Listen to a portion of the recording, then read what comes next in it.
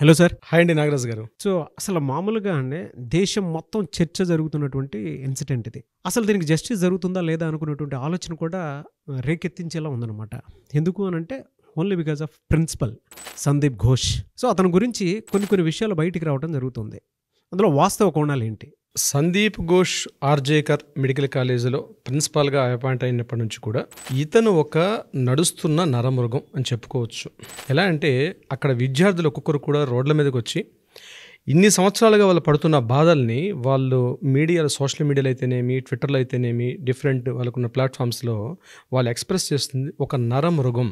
ఇప్పటి వరకు ఒక ముసుగేసుకున్నటువంటి నరమృగం మాకు ప్రిన్సిపాల్గా పనిచేశాడు అని వాళ్ళు చెప్తుంటే అవన్నీ వింటుంటే విస్తుపోయి నిజాలు బయటకు వస్తున్నాయి.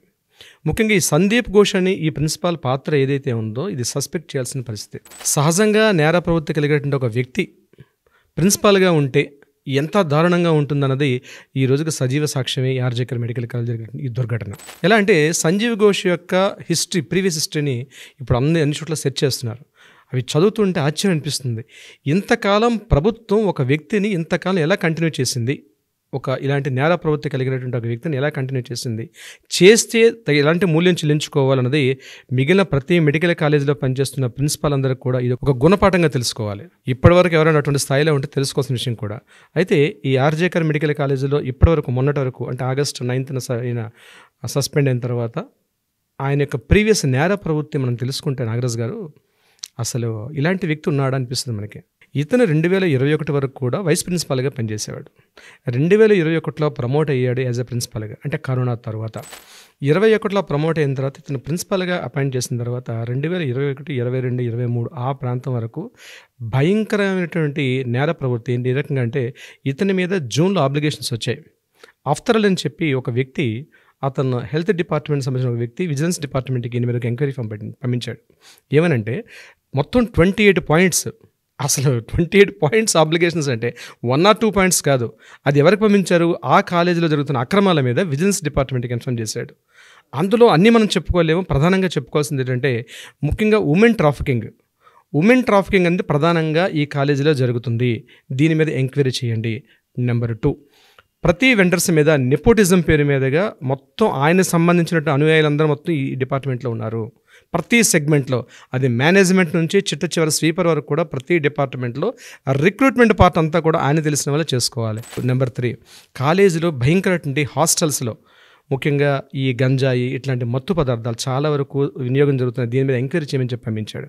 ఇదంతా కాకుండా వెండర్స్ కాంట్రాక్ట్స్ ఇచ్చే విషయంలో 20% కమిషన్ తీసుకోవాల్సిందిగా ప్రతి చోట అది స్ట్రిక్ట్లీ ఇంప్లిమెంట్ చేశాడ. ప్రతి చోట 20% స్ట్రైట్ అవే ఆయన పాకెట్లోకి వెళ్తుంది. ఇది కూడా ఒక పాయింట్. వీటన్నిటికన్నా ఇంకొక భయంకర విషయం ఏంటంటే అవయవాల యొక్క మార్పిడి. దీని మీద ఆబ్లిగేషన్స్ బీభత్సంగా వచ్చాయన్నమాట 2021లో. వచ్చిన తర్వాత ఈయన మీద ఆబ్లిగేషన్స్ రాగానే ఈయన ఏం చేశారు, ఇక్కడ నుంచి ముర్షిదాబాద్ మెడికల్ కాలేజ్కి ట్రాన్స్ఫర్ చేశారు. ఇక్కడ విచిత్రం చూడండి, వితిన్ 48 అవర్స్లో ముర్షిదాబాద్ మెడికల్ కాలేజ్ నుంచి, అంటే ఇక్కడ సస్పెండ్ అయ్యి ఇక్కడ నుంచి 48 అవర్స్లో ముర్షిదాబాద్ మెడికల్ కాలేజ్కి వెళ్ళడం, సస్పెండ్ కాకుండా మళ్ళీ ట్రాన్స్ఫర్ చేశారు. Just only transfer Murshidabad medical కాలేజీలో అపాయింట్ చేయడం జరిగింది. దీని వెనక అసలు ఎంత పొలిటికల్ ఇన్ఫ్లుయెన్స్ ఉందో, నేను పొలిటికల్ మాఫియా అంటాను దీని వర్డ్ని. అక్కడ జాయిన్ అయిన తర్వాత అక్కడ పోనీ సవ్యంగా ఉన్నాడా? అక్కడ లేదు.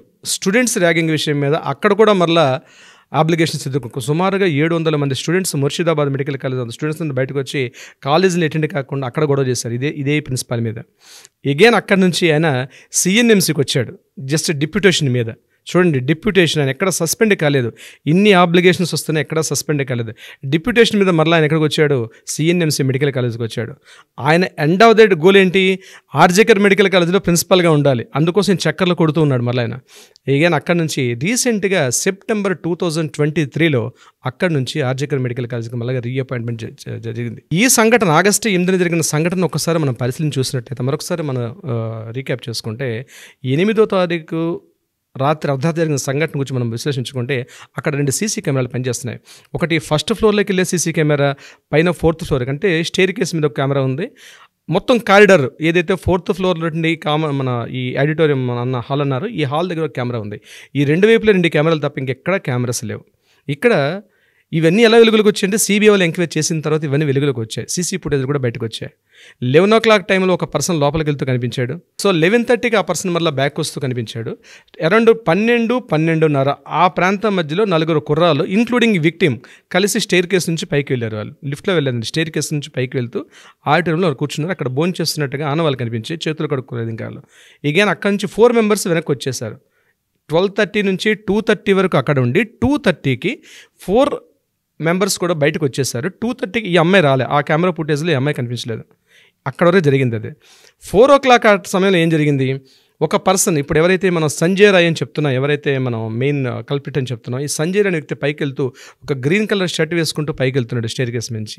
4 o'clock వెళ్ళి అగైన్ 4:35కి ఆయన అక్కడి నుంచి బ్యాక్ వచ్చి వెనక్కి వెళ్ళిపోతూ కనిపించాడు. ఇది సీసీ ఫుటేజ్. ఎందుకు మనం సందీప్ ఘోష్ గురించి మాట్లాడుతూ ఈ విషయం ఎందుకు మాట్లాడుతున్నాం అంటే, ఈ ఫుటేజ్ అన్నీ కూడా ఫస్ట్ ఎప్పుడైతే సంఘటన జరిగిందో ఈ ఇన్ఫర్మేషన్ ప్రిన్సిపల్కి ఇన్ఫర్మేషన్ వెళ్ళింది. మార్నింగ్ అరౌండ్ 6:30, 7 o'clock జరిగింది. 6:30కి ఇన్ఫర్మేషన్ వెళ్ళంగానే ఆయన వీళ్ళందరూ కూడా నాకు తెలిసిన ఇన్ఫర్మేషన్ ప్రకారం నేనేమనుకుంటున్నానంటే ఇమ్మీడియట్గా ఇది హైదరాబాద్ ఇన్ఫర్మ్ చేశాడు ఆయన. దీన్ని ఎలాగైనా ఒక సూసైడ్ కేసుగా దీన్ని కవర్ చేసేసి సాక్ష్యాలని రూపుమాపేసి ఎవిడెన్సెస్ ఏవి లేకుండా ఉండాలనే ఉద్దేశంతో ఒక చర్చ జరిగింది. మార్నింగ్ అరౌండ్ 6 నుంచి 9:30 వరకు ఒక పెద్ద హైడ్రామా నడిచింది కాలేజీలో వితౌట్ పోలీసులకి ఇన్ఫర్మేషన్ జరగకుండా. ఈ టైంలో 9 o'clock పేరెంట్స్కి ఇన్ఫర్మ్ చేశారు. ఏమని ఇన్ఫర్మ్ చేశాడు ఈ సందీప్ ఘోష్ అనే ప్రిన్సిపాల్, ఇది సూసైడ్ కేసు అని ఇన్ఫర్మ్ చేశాడు ఆయన. ఇక్కడ జాగ్రత్తగా పరిశీలించాల్సింది, ఇది సూసైడ్ కేస్ అని ఇన్ఫర్మ్ చేశాడు ఆయన. First information is very important. ఇక్కడ ఇన్ఫర్మ్ చేసిన తర్వాత పేరెంట్స్ అందరూ ఈ స్టోరీ అంతా మనకి కంటిన్యూస్ తెలిసిన విషయమే.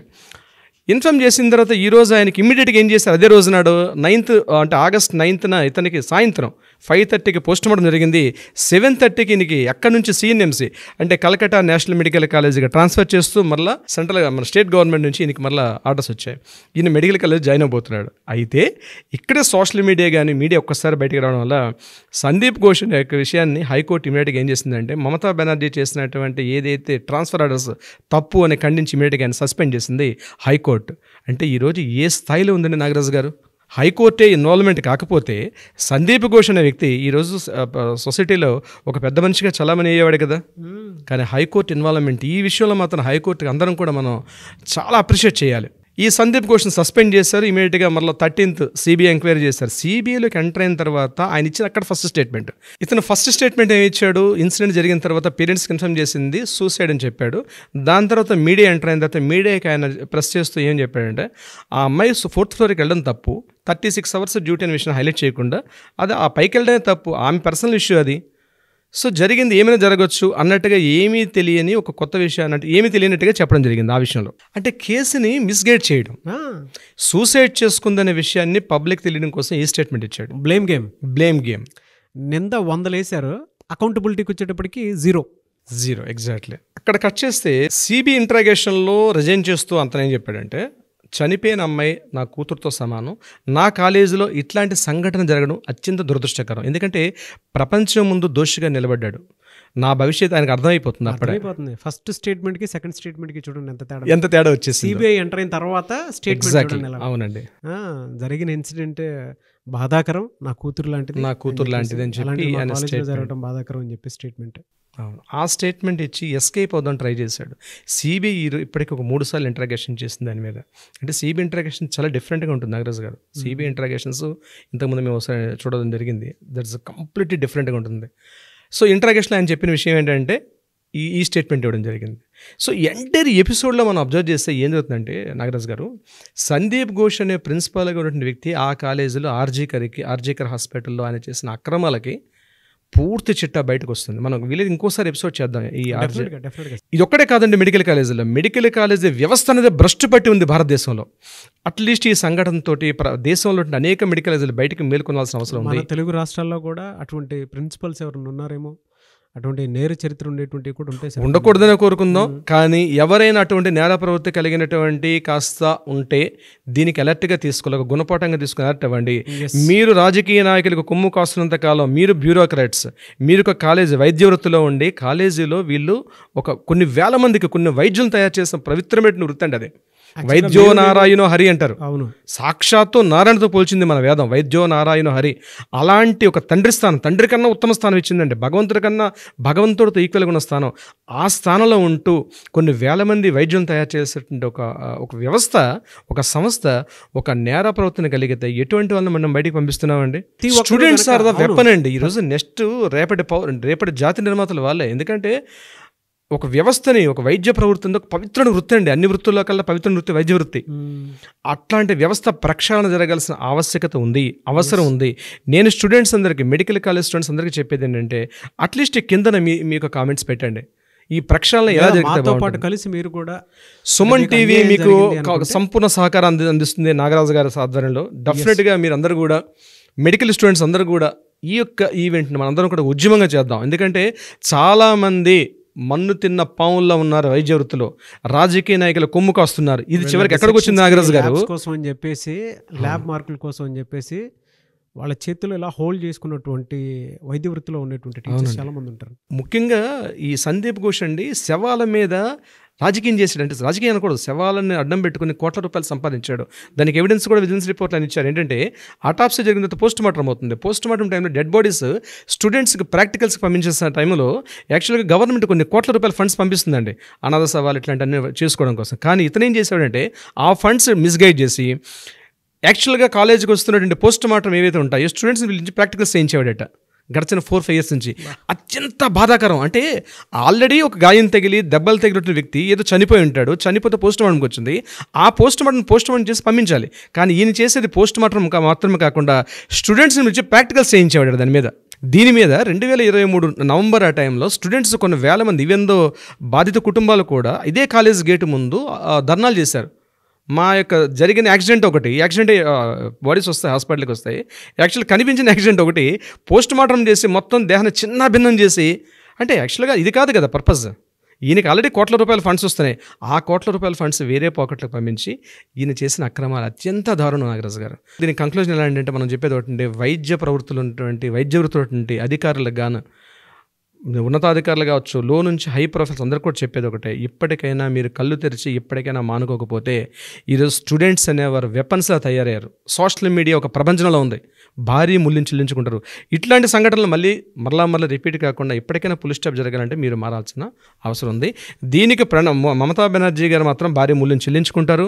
ఆవిడ ఇప్పటికైనా స్వచ్ఛందంగా రిజైన్ చేసి పబ్లిక్లోకి వచ్చి తన సారీ చెప్పి ముందుకెళ్తే బాగుంటుంది నా అభిలాష. Thank you so much sir. Thank you అండి నాగరాజు గారు. Thank you so much.